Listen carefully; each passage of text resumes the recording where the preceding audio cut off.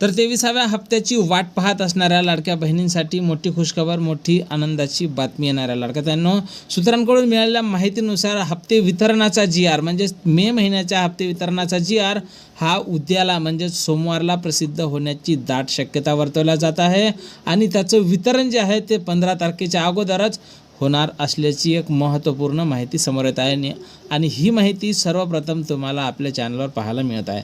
तर यासाठी कोण महिला पात्र असतील आणि किती महिला पात्र असतील, तर ज्या महिलांना मार्च आणि एप्रिलचा हप्ता आला होता अशा सर्वच महिला पात्र असणार आहे. जवळपास 1,77,00,000 महिलांना मे महिन्याचे पैसे येणार आहे. मे महिन्याचे 1,500 रुपये येणार आहे.